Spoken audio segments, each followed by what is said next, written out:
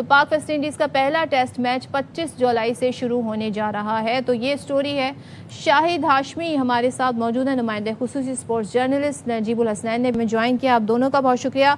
शाहिद साहब, ज़रा मुझे बताइएगा, ये हमें तो जब फैसले हो जाते हैं तो पता चलता है बाबर को कैप्टनसी दे दी गई है टेस्ट क्रिकेट की और उन्होंने एक्सेप्ट भी कर ली है। अदरवाइज़ तो हमें लगता था कि बाबर अभी अपनी क्रिकेट पे फोकस करना चाहते हैं। तो ये सिर्फ टेम्परेरी तौर पर इन्हीं दौरों के लिए लेकर आए हैं कैप्टन, या फिर वाकई में अब ये लॉन्ग टर्म कैप्टन रहेंगे टेस्ट के, और क्यों इन्हें चुना गया है, किस वजह से? देखिए, ये तो कप्तान और कोच को भी नहीं पता होता। जब भी पाकिस्तान में कोच और कप्तान अनाउंस हो तो उसके आगे लिखा जाना चाहिए उबूरी, इसलिए कि एक दो शिकस्त के बाद फिर कप्तान चेंज हो जाता है, कोचेस बदल जाते हैं। बाबर आजम को 2023 के ओडीआई वर्ल्ड कप के बाद बुलाया गया पाकिस्तान क्रिकेट बोर्ड, और उस वक्त जका अशरफ चेयरमैन थे।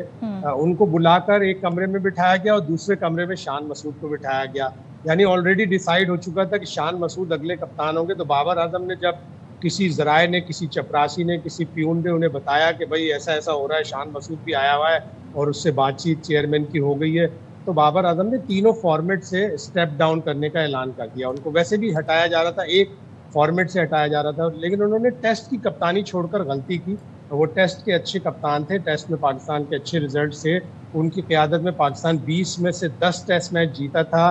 बाबर आजम की खुद की फॉर्म बहुत अच्छी थी, 50.7 का एवरेज एज कैप्टन वो कर रहे थे। तो उस वक्त उन्होंने गलत छोड़ा था। आखिरी 2 टेस्ट वो जीतकर श्रीलंका से आए थे, लेकिन फिर पाकिस्तान में इस तरह की चीज़ें नई नहीं है, तब्दीलियां होती रहती हैं। अब पाकिस्तान को ये एहसास हुआ है कि हम पिछली वर्ल्ड टेस्ट चैंपियनशिप में 90 थे, इस वक्त भी हम 90 पर हैं। तो हमें टेस्ट टीम को नई तरीके से बनाना पड़ेगा। शान 16 में से 12 टेस्ट हार गए, वो अच्छे कप्तान साबित नहीं हुए, लेकिन क्रिकेट की एक टर्म में कहते हैं कि captain is as good as his team. उनकी टीम भी अच्छा नहीं खेल रही थी, उनके फैसले भी इतने अच्छे नहीं हुए, उनकी खुद की भी परफॉर्मेंस खराब हो गई। तो अब पाकिस्तान क्रिकेट बोर्ड ने बाबर आजम को दोबारा कप्तानी सौंप दी। एक बहुत ही अच्छे राइटर हैं हमारे दानियाल रसूल क्रिक इन्फो के, उन्होंने बड़ी अच्छी हेडिंग दी है कि it's a marriage of convenience. कोई ऑप्शन नहीं था पाकिस्तान के पास, लेकिन बाबर ने अच्छा किया, कबूल किया। इस वक्त उनकी जरूरत है। मैरिज ऑफ कन्वीनियंस में होते होते इनकन्वीनियंस कैसे आ गई? आपने खुद हमें पूरा माहौल बता दिया कि जब बाबर को बुलाया गया था तो शान मसूद ऑलरेडी बैठे हुए थे, तो it was already decided then. तो नजीब, ज़रा रोशनी डालिएगा, आपके ख्याल में ये फैसले जो हैं ये किए जाते हैं, कौन ये डिसीजन ऐसे लेता है? जब बाबर फिट थे उस वक्त और अब दोबारा से बाबर को इसी वजह से बतौर कैप्टन लेकर आए, तो फिर शान मसूद वाला पीरियड क्यों आया था? जी नजीब, आपको मेरी आवाज आ रही है? जी, I can hear you now. जी सदर, मेरा तो सिर्फ एक ही पॉइंट है कि इस डिसीजन ने आपके सिस्टम को एक्सपोज कर दिया कि आप बातें तो फ्यूचर की करती हैं, बट लेकिन आप जो है वो पहुंच जाते हैं बैक टू स्क्वायर वन। जहां से शुरुआत हुई थी वहीं आप वापस चले गए। बाबर को हटाया, बाबर को बनाया। ये 3-4 प्लेयर्स के बीच में ये म्यूजिकल चेयर जब तक चलती रहेगी तब तक आप आगे कैसे बढ़ेंगे? इस ड्यूरेशन में ऐसा क्या हुआ कि आपको लगा कि अब वो बेहतर कर सकते हैं? मुझे बाबर की कप्तानी से प्रॉब्लम नहीं है, क्योंकि शाहिद भाई ने जो स्टैट्स बताए वो बिल्कुल बता रहे हैं कि वो एज कैप्टन उन्होंने खुद भी अच्छा परफॉर्म किया, टीम ने भी अच्छा परफॉर्म किया। लेकिन आपका क्या विजन है जब आप हटाते हैं और फिर आप दोबारा बनाते हैं? मैरिज ऑफ कन्वीनियंस बिल्कुल ठीक है, क्योंकि कल जिस तरह की बातें सिलेक्शन कमेटी कर रही थी तो उससे ये लगता है कि अब वो तमाम फॉर्मेट्स खेलेंगे। तो उन्होंने भी कहा होगा कि मैं कप्तान बनूंगा तो मुझे T20 भी खेलना है। तो ये इस तरह की कोई सिचुएशन हुई होगी तो उसके लिए बनाया गया होगा, लेकिन इसका फायदा क्या है?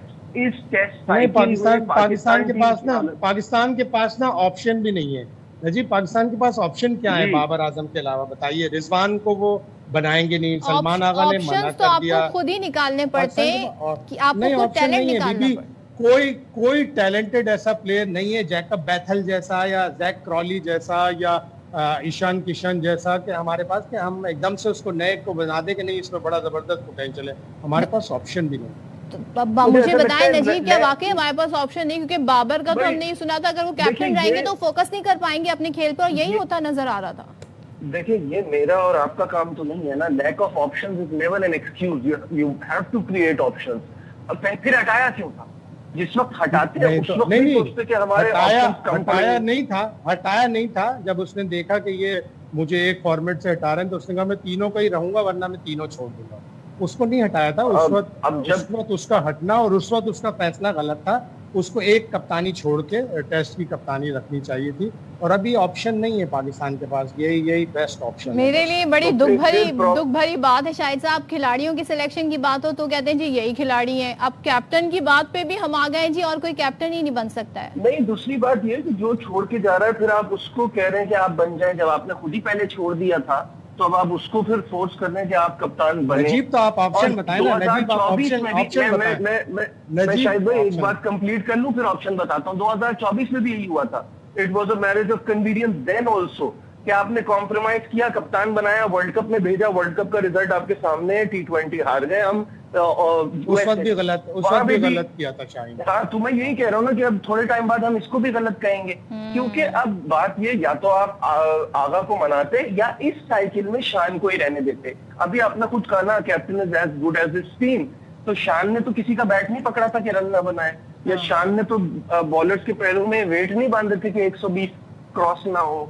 तो अगर वो अच्छे कप्तान नहीं थे, इस वक्त सिचुएशन सिनेरियो ऐसा चल रहा था, क्या हम इसी को जाने देते? मैं अगेन ये नहीं कह रहा कि ये डिसीजन गलत है, बाबर बेहतर कप्तान थे टेस्ट में, ये बात ठीक है, लेकिन फिर जब हम फ्यूचर कहते हैं तो हम वापस उसी चीजों पे वापस कैसे आ जाते हैं कि ये सही नहीं था, पिछला वाला चलो थोड़ा बेहतर था, वहां चले जाते हैं, ये तो नहीं था।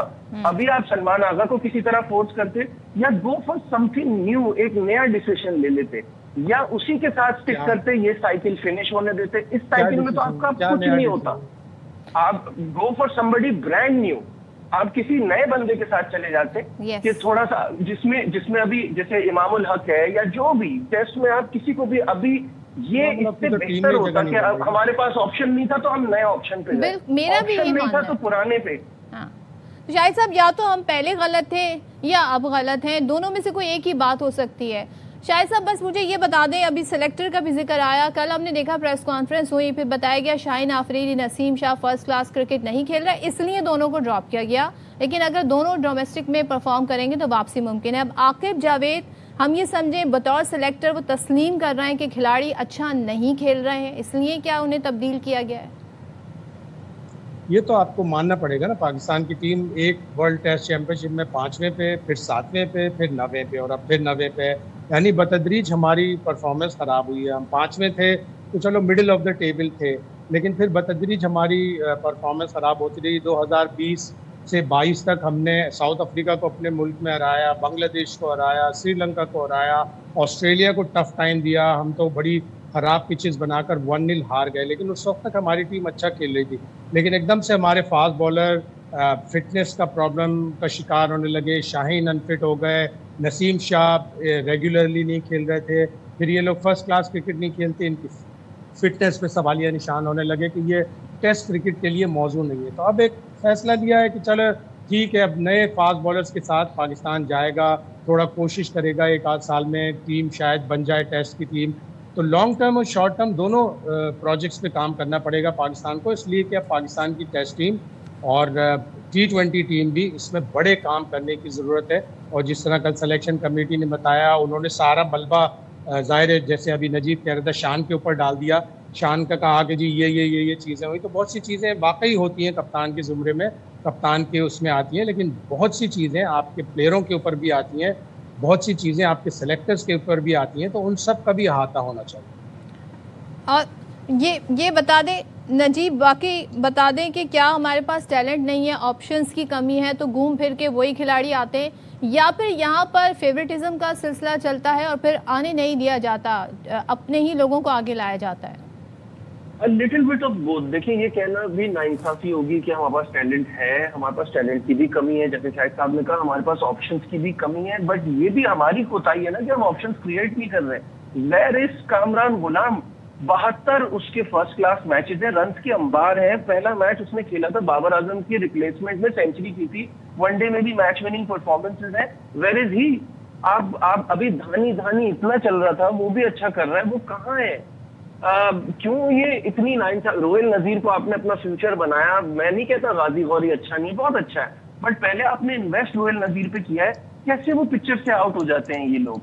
जब आप अपने ऑप्शन खुद खत्म करते हैं तो फिर बाद में कैसे कहते हैं कि आपके पास टैलेंट बिल्कुल नहीं है? जो है उसको तो सही से यूटिलाइज करें। ये 3-4 प्लेयर्स की बात होती है। अदरवाइज तो पाकिस्तान की टीम जितना लोगों की उसकी सोच समझ है कोई भी बना सकता है। तो सेलेक्टर्स की जिम्मेदारी है, जो एक्सपर्ट्स हैं उनकी जिम्मेदारी है कि वो इन ऑप्शंस को क्रिएट करें और जो टैलेंटेड लड़के हैं वो ऐसे आपके क्रैक से स्लिप ना हो जाए। बिल्कुल, और जाहिर है हमारे यहाँ जो एक पूरा डोमेस्टिक का कोई ऐसा स्ट्रक्चर तो नहीं है, कोई हमारी ऐसी लीग्स भी नहीं होती हैं सिवाय PSL के। हमारा खिलाड़ी आते ही गली मोहल्ले और फिर उसमें आगे बढ़ता है, अंडर 19 में खेलता है टैलेंट हंट से, इस तरह वो आगे बढ़ता है, लेकिन उसको मज़ीद पॉलिश करना फिर PCB का काम है, फिर उस पूरे एक सिस्टम का काम है कि वो उन खिलाड़ियों को लाए। मुझे ज़रा सा एक नजीब बात और बता दें, शाहिद साहब से भी पूछूंगी, जो शाहीन और नसीम शाह का फैसला हुआ है ड्रॉप करने का, नोमान का, ये फैसला कैसा है? बिकॉज वहाँ की कंडीशंस को देखते हुए तो फैसले होने चाहिए। आपके ख्याल में बेहतर फैसला है या गलत फैसला है?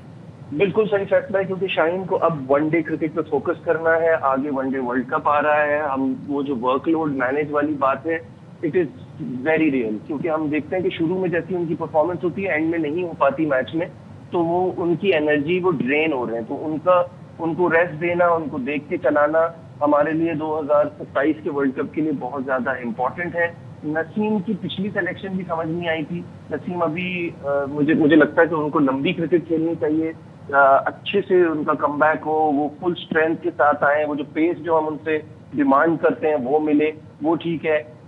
नोमान पिछले टेस्ट में बहुत ज्यादा लगा था कि जैसे बहुत स्ट्रगल कर रहे हैं और उस तरह से नहीं कर पा रहे थे। ठीक है, आपके ये ऑप्शन ठीक है, मेरे हिसाब से ये फैसला सही है। और शाहिद साहब, आपके कमेंट क्या है इस फैसले से मुतालिक? बाय द वे, क्या नोमान और साजिद की जोड़ी रखनी चाहिए थी? मेरा पूछना ही है एक्चुअली। बिल्कुल सही कहा नजीब ने कि पाकिस्तान को अब अक्टूबर 2027 में ODI वर्ल्ड कप खेलना है, तो अब अगर शाहीन को, नसीम को खिलाने भी है तो आपको सेलेक्टेड टेस्ट मैचेस खिलाने होंगे। अभी इंग्लैंड में पाकिस्तान के 3 टेस्ट मैचेस हैं, वहाँ शाहीन नसीम बहुत अच्छा खेलेंगे, लेकिन अभी जो टीम ऐलान की उसमें जाहिर है वो दोनों नहीं है। वो वाइट बॉल कैंप करेंगे, लंबा जाएगा कैंप सितंबर तक, तो उन दोनों को अभी वर्ल्ड कप के लिए, ODI वर्ल्ड कप के लिए रहने दें तो ज़्यादा अच्छा है। और थोड़ा बहुत जो टैलेंट हमारा आता है, टैलेंट है लेकिन टैलेंट कम है, उसको प्रॉपरली ग्रूम करना चाहिए। अभी अजान उवैस आए, अभी अब्दुल्ला फजल आए, अभी अवैस जफ़र सेलेक्ट हुए, मिडिल ऑर्डर के बड़े अच्छे प्लेयर हैं। 911 रन डोमेस्टिक क्रिकेट में बनाए, पिछले सीज़न में 800 बनाए थे, उससे पिछले सीज़न में 500, तो 2-3 सीज़न खेल कर आ रहा है उवैस जफ़र। इसीलिए कामरान गुलाम का सिलेक्शन नहीं हुआ। वो भी अच्छा प्लेयर था लेकिन उसे 1-2 टेस्ट मैचेस में नाकामी पर हटा दिया। तो हमारे सेलेक्टर्स ये बड़ी गलती करते हैं कि जब एक टीम सेलेक्ट करते हैं तो जो पिछली टीम सेलेक्ट हुई होती है ना, उसके प्लेयरों को भी सामने रखा करें। अम्माद भट्ट सेलेक्ट हुए, ऑलराउंडर, बांग्लादेश गए, बगैर खेले आए, बाहर हो गए बेचारे। वो बड़ी अच्छी परफॉर्मेंस दे रहे डोमेस्टिक क्रिकेट में। रोहेल नजीर साउथ अफ्रीका की जब होम सीरीज हो रही थी, रिजर्व विकेट कीपर थे। जब बांग्लादेश टीम गई तो रोहेल नजीर निकल गए, गाजी गौरी आ गए। तो इस तरह उन प्लेयर्स के साथ ज्यादती होती है जो टीम का, स्क्वाड का हिस्सा बनते हैं, बगैर खेले वो बेचारे बाहर हो गए। बड़े मासूम है वैसे हमारे selectors. Thank you so much. Shahid Hashmi हमारे साथ थे। नजीब, आपका बहुत शुक्रिया। और जनाब, ये क्रिकेट के मामलात हैं और हम सब तो, मैं देख रही हूँ अब खुद ही पब्लिक भी एक्सपर्ट बन गई है, वो भी एक टीम बना के आपको दे सकती है।